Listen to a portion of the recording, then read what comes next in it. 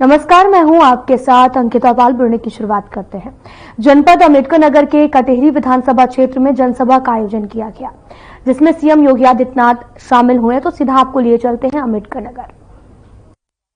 जयराम विमल जी, पूर्व प्रत्याशी शिवधेश द्विवेदी जी, जिला उपाध्यक्ष डॉक्टर राणा रणधीर सिंह जी, वरिष्ठ समाज सेवी अजीत सिंह जी, ब्लॉक प्रमुख प्रतिनिधि राणा वीर सिंह बीरू जी, ब्लॉक प्रमुख कटेहरी अनिल कुमार वर्मा जी, जिला अध्यक्ष सुभाषपा श्री जगलाल राजभर जी, जिलाध्यक्ष अपना दल श्री फूलचंद पटेल जी, भारतीय जनता पार्टी और एनडीए के हमारे सभी पदाधिकारीगण और जिन्हें आशीर्वाद देने के लिए आज यहां पर आप सब एकत्र हुए हैं।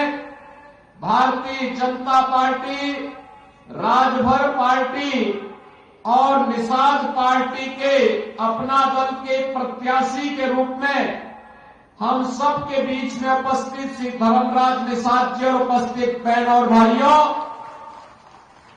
मैं सबसे पहले आज स्नान का दिन है, कार्तिक पूर्णिमा का पावन पर्व है।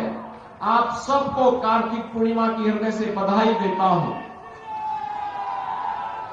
आज पूरे देश के अंदर जनजातीय गौरव दिवस का भी आयोजन हो रहा है। मुझे लखनऊ में आज गुरुद्वारा में गुरु नानक देव जी के प्रकाश पर्व और साथ साथ जनजातीय दिवस गौरव दिवस के अवसर पर भगवान बिरसा मुंडा की पावन जयंती में भी भाग लेने का अवसर प्राप्त हुआ। मैं इसके साथ ही यहां पर मातृ और पितृ भक्ति के आदर्श महात्मा श्रवण की इस पावन धरा को कोटि कोटि नमन करता हूं। बहनों और भाइयों, यह अवध प्रांत की भूमि है। मर्यादा पुरुषोत्तम भगवान श्री राम और निषाद राज की मैत्री की भूमि है। मैं आप सबका इस अवसर पर कार्तिक पूर्णिमा की बधाई और शुभकामनाएं आप सबके प्रति करता हूं। बहनों और भाइयों, लोकसभा का चुनाव संपन्न होने के बाद आज हम विधानसभा उपचुनाव में आपके बीच यहां पर हैं।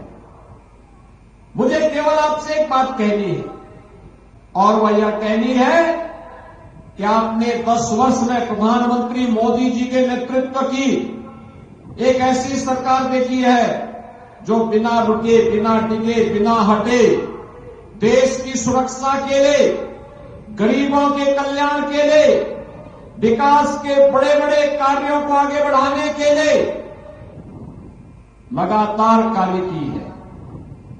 एक और जहां कांग्रेस और समाजवादी पार्टी का जो इंडी गठबंधन है, यह राष्ट्रीय सुरक्षा के साथ खिलवाड़ करता था।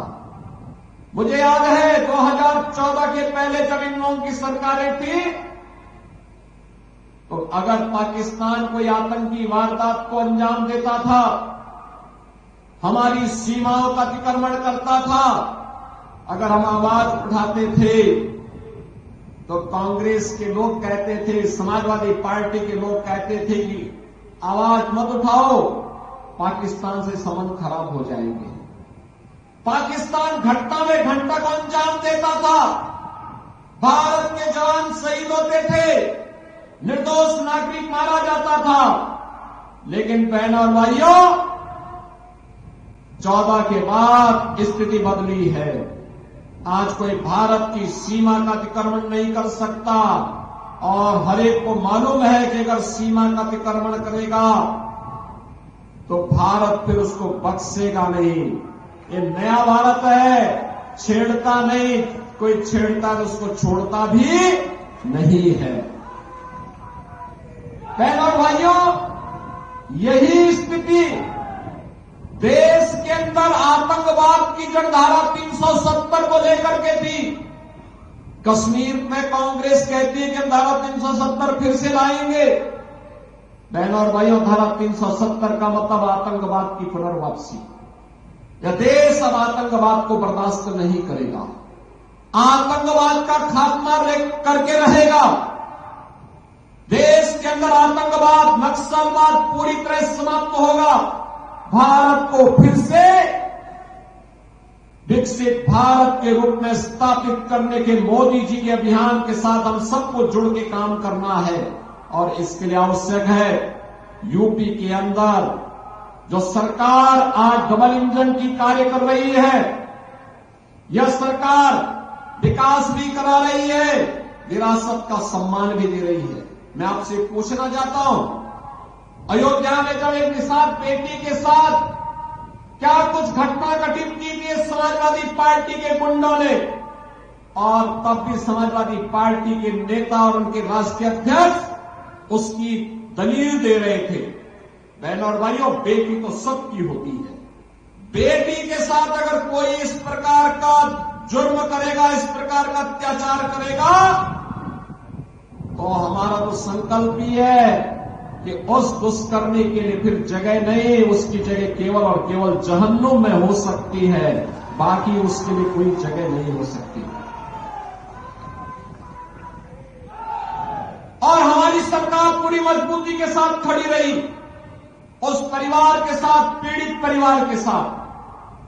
आज मैं आपसे फिर कहने के लिए आया हूं, इस समाजवादी पार्टी के लोग वही हैं जो अयोध्या में राम भक्तों पर गोलियां चलाने वाले लोग हैं। ये लोग कोई भी महाराज सुहेलदेव के स्मारक पे नहीं जाता था, क्योंकि इन्हें भय था कहीं मुस्लिम वोट बैंक खिसक न जाए। लेकिन भारतीय जनता पार्टी ने, एनडीए ने मिलकर के बहराइच में महाराज सुहेलदेव का भव्य स्मारक बनाया है। महाराज सुहेलदेव 1000 वर्ष पहले भारत के महान योद्धाओं